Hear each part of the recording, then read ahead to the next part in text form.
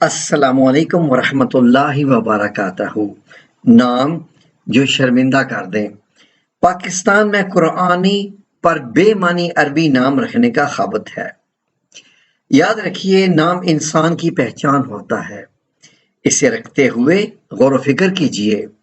بیشتر خواتین بچوں کے نام منتخب کرنے میں بھی وہی رویہ اختیار کرتی ہیں جیسا کہ لباس پسند کرتے وقت، مثلاً جدید طرز کا ہو، دوسروں سے منفرد ہو، بھلا لگے، خصوصاً ہمسائی کے بچوں سے بہتر ہو اور خاندان بھر سے الگ ہو۔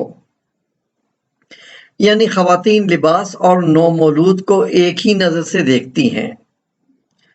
ایک صاحب نے فون پر بتایا، اللہ نے آپ کی دعا سے بیٹا عطا فرمایا ہے، ہم نے ایک نام تجویز کیا ہے، ایان، آپ کی کیا رائے ہے؟ ہم نے کہا، بھائی یہ کیا نام ہے؟ ہمارے پڑوس میں بچی ہوئی تھی، اس کا نام ایمان رکھا گیا، ہم نے سوچا ایان رکھ لیتے ہیں۔ خاص بات یہ ہے کہ یہ قرآن مجید کا لفظ ہے، انہوں نے جواب دیا۔ ہم نے کہا، بے شک قرآن مجید کا لفظ ہے، مگر ایمان بھی بطور نام باعث تعجب ہے۔ محترمہ بات کاٹ کر بولی، زیبا بختیار نے بھی تو اپنے بیٹے کا نام آذان رکھا ہے، تو ایمان پر کیا تعجب ہے؟ عرض کیا، بیٹی، ایمان اور اذان کے بعد اگر نماز کو بھی نام بنا لیا جائے تو بے شک ترقی کی دلیل ہوگی، مگر انفرادیت کے شوق میں معنویت کا بھی کچھ خیال رکھنا چاہیے۔ پوچھا، ایان کے کیا معنی ہیں؟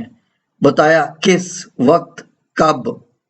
اب آپ سوچئے یہ نام کیسا رہے گا؟ شکر ہے بات ان کی سمجھ میں آ گئی۔ ایک دن کسی عزیز کے ہاں بیٹی کی پیدائش ہوئی، پھر وہی نام کا مسئلہ درپیش ہوا۔ میاں بیوی کو دو نام کافی پسند اور اچھے لگے اور اس پر متفق ہوئے۔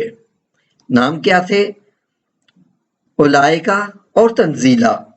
نام کا مطلب تو پوچھا تو ان کو بتایا، یہ تو کوئی نام ہی نہیں، اولائکا کے معنی ہے وہی لوگ، تو یہ کیسے نام ہو سکتا ہے؟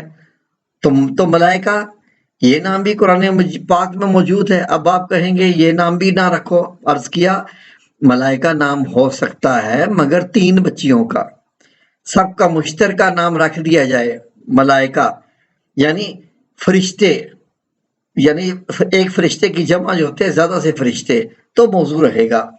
اب رہا تنزیلہ، تو تنزیل مصدر ہے اور مذکر اور مونس دونوں کے لیے استعمال ہو سکتا ہے۔ اس کی مزید تانیث تنزیلہ نہیں بن سکتی، یعنی نام تنزیل سے تنزیلہ، یہ مونس اس کی نہیں ہوتی ہے، ایک لفظ ہے۔ خواتین عام طور پر نام پہلے منتخب کر کے معنی بعد میں دریافت کرتی ہیں۔ ایک صاحب نے کہا، بیگم نے بچی کا نام لبنہ پسند کیا ہے۔ عرض کیا، لبنہ یا لبنہ سے کیا مراد ہے؟ تو انہوں نے پوچھا، دونوں میں فرق کیا ہے؟ ان کو بتایا گیا کہ لبنہ کا مطلب ہے کچی اینٹ، یعنی آخر میں ہے، اور لبنہ آخر میں کھڑی یہ والے کا مطلب ہے دودھ سے بھری ہوئی۔ موصوف لا حول ولا قوت پڑھتے ہوئے رخصت ہو گئے۔ ناموں کا غلط انتخاب کبھی کبھی شرمندہ کر دیتا ہے۔ یاد رکھیے، نام رکھتے وقت بڑوں کو بچہ نہیں بن جانا چاہیے۔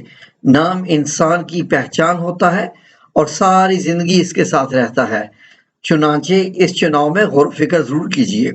اگر ہم اپنے پاس پڑوس اور خاندان کے بعض ناموں میں معنویت کا کھوج لگائیں تو بمشکل ہنسی روک سکیں گے۔ آئیے کچھ زنانہ ناموں پر نظر ڈالتے ہیں۔ شبانہ خواتین میں ایک مقبول نام ہے۔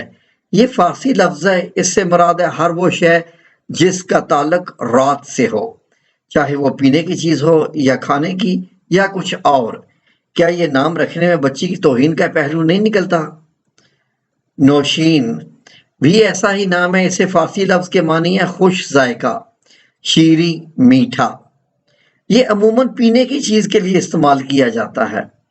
صنم رومانوی نام ہے، اس کے معنی ہے بت۔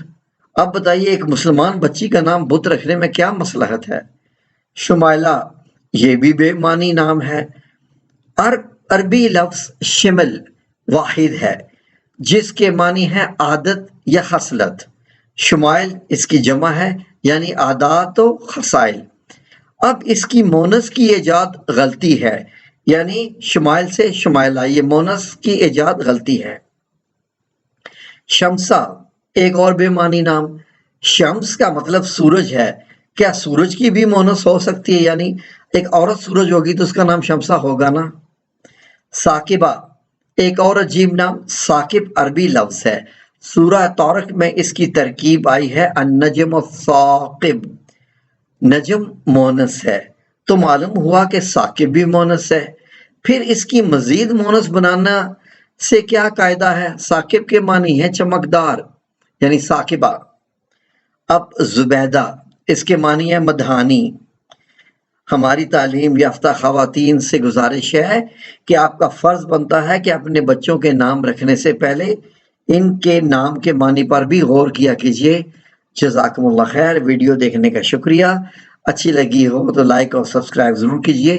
جزاکم اللہ خیر، اللہ حافظ۔